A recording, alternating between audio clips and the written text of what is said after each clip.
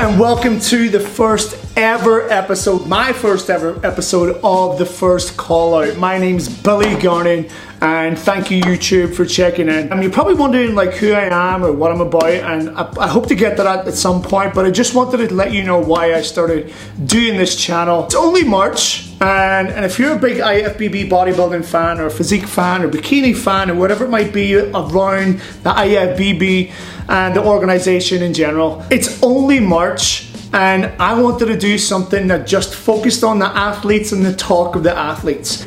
Only March. Looking at YouTube, you know, I've seen people be put in jail. I've seen arguments over an athlete interview. I've seen drug raids on gyms, and it's legit fucking March 7th. All these people are supposed to be doing iconic, inspirational, influential things in the industry, and it just pisses me off that we can't even get to something that gives you really good information without having a hidden agenda about somebody else. And even these channels that are doing it, their opening sequences are with like backslating other channels or publications, and I just think it's high time somebody just put it out there and just represented the athletes and promote the athletes, and even the forgotten athletes or the unnoticed athletes in the IFBB Pro Leagues, about the shows and what it's about and how hard it actually took for them to even get to that point. So I have been toying with this for like the last 2 years, and then it just got cemented with Cedric McMillan's comments at the win of the Arnold Classic.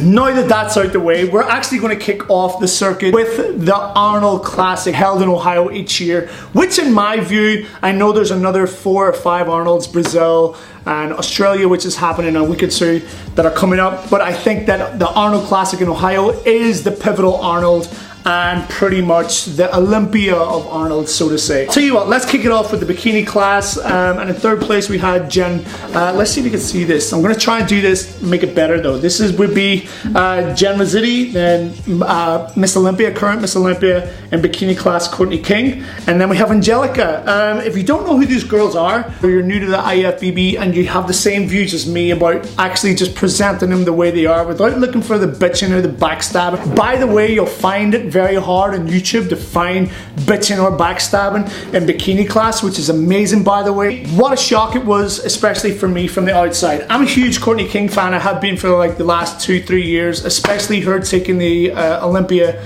title last year. I had her favorite to take the Arnolds this year, but I honestly must say that although I'm a little upset that she didn't win it, Angelica was absolutely amazing in first place, and she totally deserved the ticket. I will say is that in the bikini class coming up to the Olympia at the end of this year, it's definitely going to be between those two girls, dependent on who just brings that extra poise and character coming up in September in Vegas. Big shout out to India Polino, who has won the bikini class in the Arnolds the last 3 or 4 years in a row, and she only finished in 5th or 6th place. So it just shows you like how hard the bikini class is going to be. Next up, we have my man Ryan Terry in the men's physique class. Again, actually the biggest class in the Arnold this year, so what a testament to Ryan Terry to actually pull this off. But again, coming off a 2nd class placing in last year's Olympia, did anybody ever really doubt him? I kind of doubted him a little bit coming up against Andre Ferguson. I think Andre is a phenomenal athlete. If you don't know who Andre is, he's a phenomenal athlete and definitely one to watch, like Ryan Terry was 2 years ago. But the good thing about men's physique is that there are so many young athletes coming through all the time. I know a lot of people give them, especially the OGs of the game, give them the board short boys, and you know, when it comes to a class, each one of these dudes who finish top 4, even top 6, top 10, they put in just as much effort as anybody else in that lineup. But I am super stoked for Ryan Terry to walk away with that victory. I think he's going to win the Mr. Olympia this year. He's going to take it away from Jeremy. His name last. Brandon Hendrickson actually won last year's Arnold's, and he also finished 3rd place this year. So it just shows you like where men's physique and bikini, and especially now coming up to the 212 class, what way it's going. So it's going to be really interesting in this year's circuit. 212, my biggest shock of the past weekend. Ahmad Ashkanani. Hopefully you can see Ahmad in that. If anybody actually had him to win the 212, super impressed. I never had him. The man from the Camel Crew. What a physique. In my opinion, not enough to win it from David Henry. Maybe, but I actually thought Ahmed definitely took a top 3. 100% took a top 3. I haven't, like, outside of Flex Lewis, I have not seen as much muscle on a small frame in my life. You know, I'm just giving my opinion. I thought Boston could have placed 4th. I think the structure of the 1, 2, 3, 4 and those 4 dudes were correct. That was definitely the top 4. I just think the placings of them. But then again, that's my view. What the F do I know? Guy Cisternino for me had the best abs on the 212 stage, and I'm very surprised he didn't finish in front of Jose. And Jose actually finished 2nd last year, so for him to finish 3rd, another step behind, he must be super pissed. He's just a new pro as well too. Let me tell you something about this as well. Ryan Terry, relatively new pro. Dallas McCarver, relatively new, young 25.